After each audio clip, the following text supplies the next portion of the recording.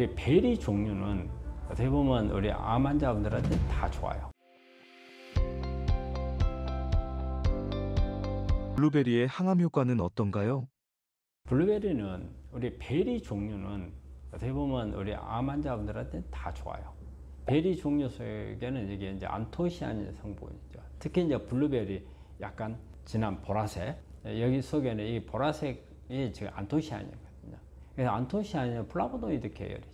그래서 강력한 항산화 작용을 해서 ROS 활성산소를 제거하는 역할을 하고 또 이렇게 세포 자살을 유도를 하고, 그리고 또 하나는 이게 염증성 사이토카인. 사실 우리 암에서는 이 사이토카인이라는 게 중요해요. 이게 신호를 주는 거거든요. 근데 이제 이런 부분들을 제거하는 물질들이 되게 파이토케미칼들이 그런 역할을 많이 하죠. 그 안토시아닌이라든지 다양한 것들이 있어요. 여기서 나오면 안토시아닌도 있고, 그다음에 엘라그라도 있고, 그 외에 이제 다른데 보면은 뭐 레스베라톨이라든지 뭐 케르세틴 다양한 게 있는데, 이런 부분들 다 염증을 많이 감소시켜주는 역할을 하죠. 그런 면에서 블루베리는 안토시아닌이 강력한 그런 효과를 가지고 있고, 그다음에 이제 엘라그산이라고 해서 이건 폴리페놀 계통인데, 우리 탄닌도 이게 항암 작용이 상당히 있습니다. 그래서 이런 엘라그산이라든지, 근데 또 우리 블루베리에서 우리가 블루베리에 있는 안토시아닌만 무조건 중요하다고 생각을 하는데, 이 안에는 식이섬유가 많이 들어있거든요. 이게 식이섬유가 상당히 중요해요. 식이섬유는 장 건강을 개선을 하죠. 장 안에 있는 균들을 유익균으로 바꿔줘요. 그래서 면역력을 높여주기도 하고, 그 다음에 또 배설을 촉진해서 장내 독소를 제거를 해주고, 그래서 특히 암 예방하는 데도 쓰죠. 대개 이제 대장암에 가장 영향을 많이 주고, 그래서 이런 안토시아닌이나 엘라그산, 그 다음에 식이섬유, 이런 부분들이 블루베리 속에 많이 있기 때문에 상당히 강력한 항암 작용을 블루베리는 가지고 있다고 볼 수가 있고요. 보통 하루에 한 20g에서 50g, 어떤 데는 20g에서 한 30g 정도 먹는 것을 권장하는 걸로 나와 있습니다. 블루베리가 독소 배출에는 어떤 영향을 미칠까요? 이제 블루베리가 독소 배출이라 하면은 뭐 배출 개념도 있겠지만 항산화 작용이 제일 1번이겠죠. 그래서 항산화 작용이 안토시아닌 안에 들어있는 대표적인 거죠. 블루베리에. 비타민 C라든지, 그 다음에 비타민 E, 토코페롤 같은 이런 강력한 항산화제가 블루베리 안에 들어있어서 특히 이제 ROS를 많이 제거를 하죠. ROS. 간 기능을 좋게 해주는 기능도 이런 가지고 있어요. 그래서 블루베리는 우리가 간이 안 좋은 사람들, 환자들한테도 도움이 되리라고 봐요. 그래서 간 세포를 보호해주고 해독 효과를 높여주는 영향을 주고, 그리고 또 블루베리는 식이섬유가 많기 때문에 우리 장 안에 있는 장 해독 도와주는 역할을 하죠. 그래서 장내 미생물들을 유익균으로 바꿔주기도 하고, 여러 가지 장 안에 있는 나쁜 독성 물질들을 배출시켜주는 그런 역할도 하고요. 그리고 이제 우리가 이런 부분들을 통해서 이제 면역을 강화하는 기능을 가지고 있는 게 블루베리라고 생각합니다. 블루베리의 항암 효과를 입증하는 연구 논문들도 있나요? 이 블루베리에 대해서 항암 효과를 하는 논문들이 제법 많이 나와 있어요. 대표적으로 보면 블루베리의 항암 효과에 대한 그 에비던스를 보여주는 그런 자료가 있는데, 이거는 NIH에서 나온 자료예요. 이게 그 2013년 10월 달에 나온 자료인데, 임상 그 연구를 했을 때 블루베리가 상당히 암을 예방하는 걸로 나와 있는데, 여기에 대해서 그 에비던스는 기전을 살펴보면 그냥 사이토카인을 제거해주는 효과가 있더라, 산화 스트레스를 줄여주더라, 즉 ROS 활성산소를 줄여주는 효과, 그리고 DNA 유전자 손상을 막아주는 것, 그리고 이제 암세포가 증식하는 것을 억제하는 기능, 그 다음에 세포 자살을 촉진하는 이런 효과들이 있어서 그 블루베리가 항암 효과에 대한 근거가 있다는 것을 제시해주는 논문이 되겠고요. 3중음성 유방암에서 이 쥐를 가지고 연구한 자료가 있어요. MDA MB231이라는 3중음성 유방암 조직을 쥐에다가 이식을 시켜가지고 여기에 블루베리를 주었죠. 그래서 암세포가 어떻게 성장을 하고 전이가 되는가를 연구한 논문인데, 여기에는 린 아담스라는 분이 발표한 자료인데, 이게 2013년도 8월 달에 펀메드에 발표를 했어요. 블루베리 분말을 5%로 주는 경우, 그 다음에 10%로 주는 경우에 이게 종양 크기라든지 전이가 어떻게 되는가를 살펴봤는데 종양 크기는 대개 이제 5%에서는 한 60% 정도. 그 다음에 10%를 주었을 경우에는 한 75% 정도 종양 크기가 감소하더라. 그리고 림프절이나 간으로 이렇게 전이 되는 율을 보니까 5%에서는 약 한 25%, 그리고 10%를 주는 경우는 한 70% 감소를 하더라.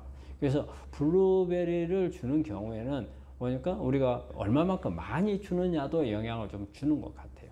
양을 충분히 줬을 때 적은 양보다는 많은 양이 훨씬 더 효과가 있는 것 같고, 일단 블루베리는 우리가 종양을 억제하거나 그 다음에 전이도 막아줄 수 있는 좋은 식자재가 아닌가 생각합니다. 독소 배출 효과를 확 높이는 블루베리 섭취법이 있을까요? 블루베리는 여러 가지 방법으로 먹을 수 있는 게 있는 것 같아요. 그래서 이제 공복에 그냥 생으로 먹는 경우 있고, 생으로 먹는 경우는 일단은 그 자체가 가지고 있는 항산화 성분을 그대로 얻을 수가 있어요. 그 다음에 흡수를 빨리 할 수 있죠. 우리가 가공하지 않는 상태로 바로 흡수할 수 있기 때문에 흡수라든지, 그 다음에 이게 먹게 되면 우리 장이라든지 간 해독에 도움을 줄 수 있기 때문에 그런 성분들이 많은 게 공복으로 먹었을 때 효과가 있고요. 블루베리는 그 자체로 먹는 것도 좋지만 여러 가지 스무디 같은 걸 만들어서 뭐 블루베리하고 케일이라든지 바나나나 그다음에 뭐 아몬드, 견과류, 그리고 여러 가지 식이섬유가 들어있는 야채라든지 이런 부분들을 같이 합쳐서 스무디로 만들어서 먹는 것도 좋겠고, 또 하나 이제 우리 요거트 같은 경우에는 이게 발효 음식이잖아요. 그렇기 때문에 블루베리하고 같이 먹으면 블루베리 속에 있는 식이섬유가 이 요거트에 있는 유익균들하고 합쳐가지고 장내 유익균들을 늘려주고 또 독소를 배출하는 그런 효과가 있기 때문에 이 요거트와 같이 먹는 것도 좋겠고, 어쩌다 한 번씩 먹는 것보다는 매일 일정 양을 먹는 게 하루에 한 20에서 50g 아니면 한 30g 정도 그렇게 매일 먹는 것을 권장을 합니다. 그런데 특히 우리 이제 공복으로 먹었을 때 본다면 익히거나 다른 가공을 됐을 때보다 효소가 많아요. 효소가 그냥 그래서 효소라든지 그리고 공복일 경우에 흡수율이 더 높아지는 효과가 있기 때문에 가장 좋은 방법은 공복에 생으로 먹는 게 어떻게 보면 효과가 가장 더 높일 수 있는 방법이 아닌가 생각합니다. 냉동 블루베리로 섭취해도 괜찮을까요? 냉동이나 뭐 블루베리나 그냥 자연상 제철에 먹는 거 섭취하는 것은 크게 관계가 없는 걸로 되어 있어요. 그런데 이제 우리가 바로 산지에서 이렇게 바로 구입을 해갖고 먹는 경우, 그냥 생으로 먹는 경우는 어쨌든 항산화 성분이 훨씬 더 오래된 것보다는 더 많을 거고, 그 다음에 효소하고 특히 비타민C 같은 게 아주 파괴가 잘 되는 그런 영양소들이 그대로 남아 있어서 면역이라든지 해독을 도와줄 수 있는 이런 부분들이고, 그런데 이제 요즘에 이제 냉동 블루베리가 많이 나오죠. 블루베리도 한 철에만 나오는 거기 때문에 나머지 철에는 싱싱하게 먹을 수가 없잖아요. 그래서 냉동을 하는데 요즘에는 냉동하는 방법이 좋아가지고 급속 냉동을 하죠. 그래서 영양소 파괴가 그렇게 많지는 않다고 그래요. 그리고 또 어때요? 제철이 아니더라도 먹을 수가 있고, 그 다음에 보관을 해놨다가 나오기 때문에 가격이 좀 저렴해요. 여러 가지 가성비로 따지면은 냉동한 것도 나쁘지는 않다고 보고, 또 냉동한 거는 그냥 먹는 것보다는 여러 가지 스무디라든지 샐러드라든지 이런데 같이 섞어서 하면은 냉동을 해서 우리가 너무 찬 것 좀 먹기가 좀 거북한 게 있거든요. 그런 부분들도 줄여줄 수 있기 때문에, 그래서 일단은 생으로 먹거나 냉동으로 먹거나 다 괜찮다고 생각합니다. 암 환자 면역에 어떤 것들이 영향을 미칠까요? 우리 이제 암 환자의 면역을 우리가 이제 상식적으로 생각을 해볼게요. 우리가 암 환자의 면역을 담당하고 있는 면역 세포가 두 가지가 있어요. 하나는 NK 세포가 있고 하나는 T 세포가 있어요. 아마 우리 환자분들이 NK 세포는 참 말을 많이 들어봤을 거예요. 우리가 NK 세포는 말 그대로 찾아다니면서 이상한 놈이 있으면 잡아 죽이는 그런 역할을 해요. 하지만 T 세포는 어떤 수지상 세포나 대식 세포나 또 NK 세포나 이런 세포들이 어떤 적이 있다는, 즉 암이 있다는 신호를 먼저 캐치를 해야 돼요. 그래서 이 캐치한 신호를 T세포에다 알려줘요. 그러면 이 T세포는 그때 움직여요. 그래서 이렇게 면역을 담당하는 게 주 담당은 T세포, NK세포, 보조하는 게 수지상세포, 대식세포, 또 호중구도 보조를 하는 역할을 조금은 해요. 이게 이제 일반적으로 개념을 말하는 면역이고, 그런데 실제적으로 이제 면역이라고 하는 것은 어때요? 혈액에 돌아다녀 있어 가지고 아무 기능이 필요가 없죠. 마지막 도착하는 곳이 어디예요? 암덩어리에 도착을 해야 하잖아요. 암덩어리에 와서 이게 제대로 공격을 할 건가는 또 다른 문제예요. 이 덩어리 안에는 여러 가지 암을 공격하기 위한 이런 이 면역세포나 보조하는 세포들이 다 모여 있어요. 그런데 어떤 경우는 암을 크고 어떤 경우는 암이 없어진단 말이에요. 그럼 내 거 면역이 있는데, 이거는 이 덩어리 안에 환경이 암을 공격할 수 있는 환경이 되는 경우가 있고 되지 못하는 경우가 있어요. 암을 공격하는 환경이 되면 이 암은 줄어들 수밖에 없어요. 왜? 면역세포가 계속 공격을 해서 죽이기 때문에. 그런데 이 환경이 공격할 수 없는 환경으로 바뀌었을 때 오히려 이 면역세포들은 암을 보호해줘요. 싸가지고. 그래서 암이 성장하도록 오히려 도와줘 버리는 꼴이 돼요. 그런 요소가 관여가 되어 있고요.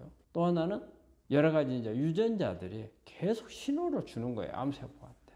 크도록. 우리가 정상세포에서는 세포 하나가 사망을 하면 사망한 만큼만 보충하잖아요. 이게 죽은 만큼만. 그러니까 예를 들어서 하나가 죽었다. 그러면 하나만 보충시키면 돼요. 그러면 그게 정상세포예요. 그런데 하나가 죽었는데 신호가 10개 만들어 하는 신호가 온다고 말이에요. 10개를 만들게 되니까 어째 덩어리가 커질 수밖에 없잖아요. 이게 암이에요. 근데 이런 그 유전자가 환경이 나쁘면 변이가 더 일어나요. 계속. 그래야 나중에 시간이 가면 갈수록 암이 악성으로 가는 거죠. 그러면 이런 부분들이 또 마찬가지로 암세포를 공격하는 요인이 되거든요. 여기에도 마찬가지로 환경이 나쁘게 되면 면역도 나빠지고 이 유전자가 변이가 잘 일어나고 이런 부분들이 종합적으로 합쳐서 어떤 경우는 암을 억제가 되고 어떤 경우는 암을 키우는 역할을 하죠. 그렇기 때문에 우리가 치료를 한다 했을 때는 면역도 높여야 되지만 면역을 높여서 제대로 공격할 수 있게끔 암세포에 불리한 환경을 우리는 만들어내야 돼요. 암세포에 유리한 환경이 되면 아무리 면역을 높이고 유전자 조절해도 소용이 없다는 거예요. 암세포가 살지 못하도록 하는 환경을 만드는 게 아주 중요합니다. 열심히 채식했는데 왜 암에 걸릴까요? 그러니까 완전 채식을 한다 하더라도 우리가 완전 채식하는 사람은 암에 안 걸린다. 그건 아니죠. 왜 그러냐면 완전 채식을 한다 했을 경우에 이것도 한번 생각해 봐요. 우리가 오메가6는 염증을 많이 일으킬 수 있는 거고 오메가3는 염증을 줄이는 거죠. 암은 염증성 질환이라고 그랬어요. 일종의 세포에 염증을 일으키는 것을 우리가 대사성 질환이라고 하거든요. 세포에 염증을 일으킬 수 있는 요소들이 많다면 그것도 암을 유발할 수 있는 거잖아요. 그러면 주로 이제 이런 부분들을 한번 생각해 볼 수가 있어요. 대개 우리가 식용으로 쓰는 기름들이 있잖아요. 기름들은 대개 뭐 해바라기씨유라든지 포도씨유라든지 여러 가지 많잖아요. 면화유라든지 이런 부분들이 대개 다 오메가6예요. 오메가6는 염증을 많이 일으켜요. 그래서 우리가 채식을 하게 되면 오히려 오메가3를 먹는 것보다 오메가6가 더 많아요. 일반적으로 식물 속에 있는 기름 지방들은 대부분 다 오메가6가 훨씬 오메가3보다 많기 때문에. 그러면 우리가 채식이 좋다고 하는 것은 이 안에 들어있는 파이토케미칼, 식이섬유, 비타민이나 미네랄 이런 부분들이 많이 들어있고 또 우리의 채식은 사실은 수분이 많잖아요.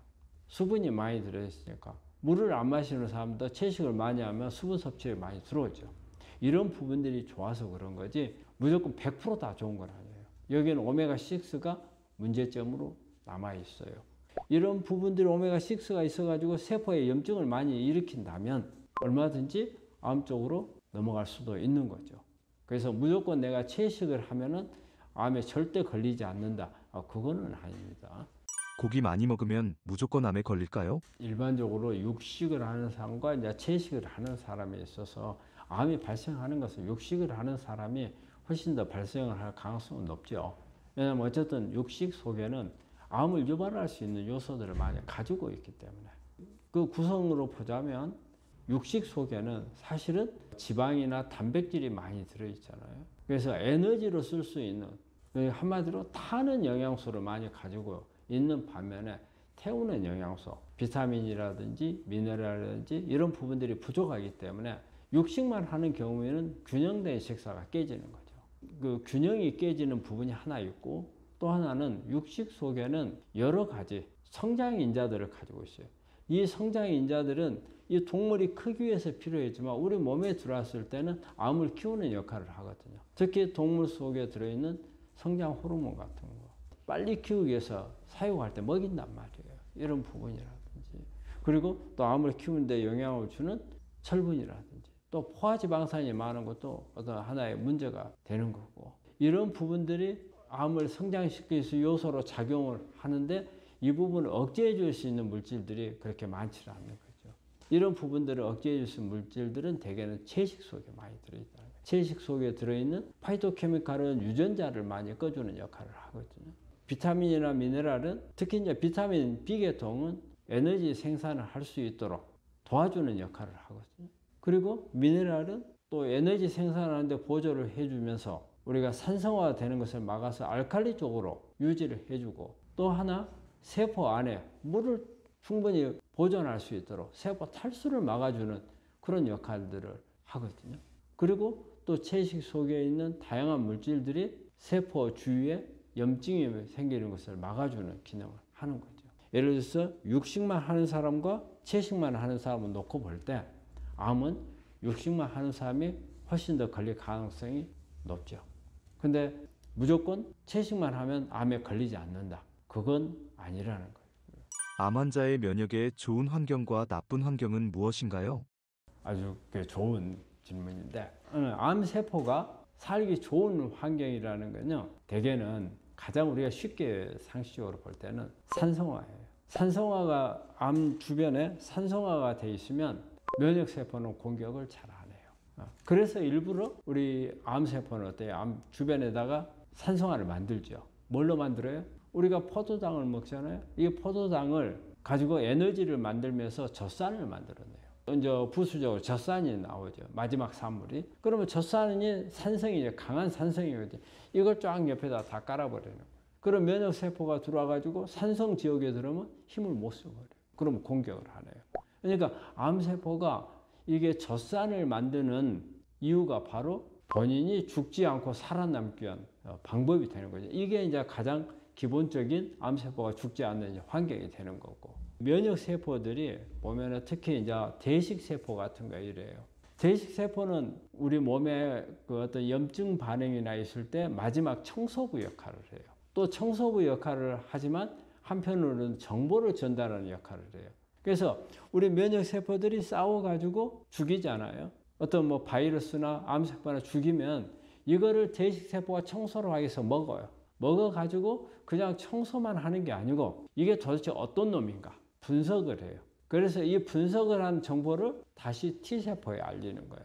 그래서 T세포가 받아보고 이거는 공격할 필요가 없어. 그러면 공격을 안 하고, 정보를 받았는데 이게 이물질이야. 적이 들어온 거야. 이거는 제거해야 돼. 그 결론이 나면은 이 T세포가 대식세포가 알려준 정보에 관한 면역세포를 몽땅 만들어내요. T세포로. 그래가지고 그걸로 바로 공격을 해서 죽여버리죠. 그런데 대식세포가 오히려 암을 보호하는 대식세포로 바뀌는 경우가 있어요. 그래서 보통 이제 그것을 대식세포 1, 2로 나누는데 2번이 오히려 공격을 안 하는 거고 1번은 공격을 하는 거예요. 그러니까 1번 상태가 되면 대개는 암이 공격을 해요. 근데 2번 상태가 되면 공격을 안 한단 말이에요. 그러면 이제 2번 상태가 되지 않게끔 이제 만들어야 되는데 바로 1번이냐 2번이냐 대식세포 상태가, 우리가 암세포를 직접적으로 공격하는 T세포도 보조세포에 의해서 암을 공격하는 세포가 되는 경우도 있고, 오히려 암세포가 성장하도록 도와줘버리는 그런 역할을 하는 T세포가 있고, 또 T세포가 기능을 못하고 완전 탈진 상태로 가 있는 이런 경우도 있고, 그래서 그런 T세포도 마찬가지로 그 환경에 따라서 다르고, 그 다음에 NK세포도 다르고, 수지상세포도 다르고, 그리고 그 안에 있는 어떤 섬유 조직들이, 섬유 조직 같은 게 많이 있었을 경우에 우리 특히 이제 암세포가 보호를 받기도 하고 그리고 이걸 통해서 줄기세포 쪽으로 가는 이런 경향이 있거든요. 그래서 이 환경은 또 여기에다가 우리가 사이토카인이라는 물질들이 있어요. 그래서 이런 물질들이 어떤 사이토카인들이 여기에 있느냐에 따라서 또 달라요. 특히 뭐 IL6라든지 그 다음에 IL10이라든지 이런 게 이 안에 많이 있게 되면 염증 반응 쪽으로 많이 가요. 그래서 오히려 암세포 공격을 잘 안 해요. 그 대신 이제 IL2라든지 IL12라든지 이런 부분들이 있었을 때는 오히려 이제 공격을 하게끔 하고 이런 부분들에 대한 거는 더 자세히 이제 들여다 봐야 될 부분이지만 이제 여기서 중요한 것은 그겁니다. 왜냐하면 환경을 어떻게 만드느냐에 따라서 내 암에 대해서 치료가 될 수도 있고 치료되지도 않는다는 거예요. 우리가 일반적으로 항산화제라든지 여러 가지 파이토케미칼이라든지 강화된 면역세포라든지 그리고 이제 산성을 알칼리 쪽으로 바꿔주는 거라든지 그리고 이제 사이토카인들을 바꿔주는 거라든지 이런 부분들이 암을 치료하는 데 있어서 환경을 개선해 갖고 치료할 수 있는 그런 부분들이거든요. 앞으로 제가 그 강의를 하면서 조금 더 자세히 하나하나씩 설명은 드리겠지만 일단은 크게 생각해서 우리 환경은 암을 공격할 수 있는 환경이 있고 암을 도와줘 버리는 환경이 있다. 암세포가 폭발하는 최악의 환경은 무엇인가요? 우리 이제 되게 일반적으로는 제일 1번에 저는 항상 산성화라고 생각을 해요. 내 몸이 산성화, 우리 환자분들도 산성화에 대해서 관심 갖는 분들이 많아요. 암이 생존하는 이유 중에 하나가 살 수 있는 게 산성화를 만들기 때문에 사는 거예요. 산성화가 되면 일단 우리 면역세포는 공격을 하지 않는다는 그런 게 돼 있어요. 여러 가지 이유가 있어요. 그렇기 때문에 산성화가 돼 있는 게 가장 첫 번째인데 우리가 산성화는 일상생활에서 음식을 먹거나 하는 부분들이 되게 다 산성 요소들이에요. 우리 먹는 탄수화물, 지방, 단백질이 산성 물질이잖아요. 우리가 탄수화물은 젖산을 만들고 그래서 산성화. 그 다음에 지방은 지방산이잖아요. 또 산성. 단백질은 아미노산이에요. 또 산성. 우리가 먹고 있는 영양소라고 생각하는 이제 물질들은 다 산성 물질이죠. 음식을 많이 먹으면 먹을수록 우리 몸은 산성화되죠. 그러니까 특히 더 산성화를 시키는 요소들을 보면은 탄수화물, 지방, 단백질을 먹는데 비타민이라든지 그 다음에 항산화 성분들을 같이 먹지를 않으면 산성화가 갈수록 심해지겠죠. 그래서 특히 야채 같은 것을 안 먹는 사람들, 야채 속에 들어있는 비타민이나 미네랄들, 미네랄이 이제 우리가 알칼리로 바꾸는 쪽에 큰 영향을 하는 거거든요. 미네랄은 대개 칼륨이나 칼슘, 마그네슘, 우리 야채에 많이 들어있죠. 이 안에 들어있는 미네랄들이 우리가 일반 탄수화물, 지방, 단백질은 산성인데 얘네들이 들어와가지고 알칼리로 바꿔주는 거예요. 그리고 물을 많이 먹었을 때 물이 몸 안에서 만들어지는 산화물이나 산성 물질들을 바깥으로 빨리빨리 빼주는 역할을 하거든요. 빨리빨리 빼주고 그 다음에 미네랄이 들어가서 알칼리화를 시켜요. 그런데 이런 부분들이 잘 안 됐을 때 어때요? 우리 몸은 산성화가 되고 그러니까 차라리 암이 없을 때는 그래도 별 문제가 아니지만 암이 있었을 때 이런 생활을 계속 한다면 암은 자기의 산성화 상태의 주변을 만들어서 결과적으로는 면역세포도 공격을 못하고 어떤 것에도 공격을 안 받고 바깥에다가 튼튼한 성을 하나 만들어 쌓아놓고 안에서 무럭무럭 잘 자라게 되는 그런 상황이 되는 거죠. 그래서 일단은 산성 물질이 제일 문제고요. 그리고 또 우리가 일반적으로 이렇게 생각을 할 때 스트레스 같은 것도 되게 영향을 많이 줍니다. 우리 스트레스가 받으면 어때요? 교감신경이 항진이 되거든요. 교감신경이 항진이 되면 결과적으로는 산성화 상태를 많이 유지를 하게 돼요. 그래서 스트레스 같은 것도 마찬가지고 수면장애도 마찬가지입니다. 수면장애도 마찬가지고 생활하는 데 있어서 규칙적으로 생활하지 못한 것도 마찬가지로 그런 부분들이고 이런 부분들이 주로 산성화를 이야기를 하고 안에 환경을 전부 다 산성화 하나로서 모든 면역 세포들을 다 바꿔치기 해버리는 거죠. 그래서 산성화를 개선해야 된다 해서 하지만 그렇게 쉬운 게 아닙니다. 어떤 분들 오셔가지고 이런 말씀 하시거든요. 나는 채소밖에 안 먹는다. 근데 나 계속 검사를 하니까 산성화다. 그런 말씀 하시는데 그거는 딱 한 가지만 생각을 하시는 거예요. 예를 들어서 내가 채식을 먹지만 이것도 탄수화물이거든요. 그리고 우리가 완전 채식만 먹을 수는 없잖아요. 그 단당류 계통의 밥을 먹을 수 있고, 그리고 또 우리 환자분들은 현미 같은 걸 먹잖아요. 현미는 무조건 다 복합탄수화물이라고 생각을 해요. 그런데 현미도 어때요? 현미를 걷어냈을 때가 우리 쌀이잖아요. 도정된 쌀이잖아요. 그러면 그 안에는 우리가 단당류가 들어있어요. 단지 뭐냐면 겉에 있는 식이섬유나 미네랄이나 비타민들을 같이 먹는다는 거잖아요. 하지만 안에는 있다는 걸 생각을 하셔야 되고, 이렇게 했을 때 일반적으로는 우리 몸에 산성화를 막는데 안에 비타민, 미네랄들이 들어있기 때문에 막아줄 수가 있는데, 예를 들어 가지고 내가 해독 기능이 떨어졌다. 그럼 안에 있는 산화물들이 만들어지는데 이 산화물들을 제거할 수 있는 능력이 떨어졌다. 먹는 것은 정말 난 채식밖에 안 먹었어. 그 산화물을 제거할 수 있는 능력이 없다든지, 그 외에 다른 요소들이 계속 산화물이 만들도록 주는 것. 즉 뭐냐면 스트레스, 수면 장애라든지, 또 주변에서 내가 생활하는 환경에서 영향을 주는 뭐 매연이라든지 여러 가지 요소들을, 이런 부분들이 다 복합적으로 오는 거란 말이에요. 그런데 이런 부분들을 배제를 하고 나는 채식만 먹었는데 왜 내가 알칼리가 안 되느냐. 그런데 이런 분들은 한번 본인이 다시 한번 생각을 해봐야 될 거고요. 또 하나 요소가 있어요. 내가 살아오는 동안에 내 몸 안에 세포가 어떤 염증성 상태로 만들어져 있는 경우가 있어요. 이럴 때는 보면 고지혈증 같은 게 많이 올라가 있는, 그 다음에 우리 몸 안에 여러 가지 염증성 요인들이 많이 있어요. 그런 부분들은 되게 보면은 오메가6 계통에 많이 먹었을 경우에 이런 부분들이 오는 경우가 있고요.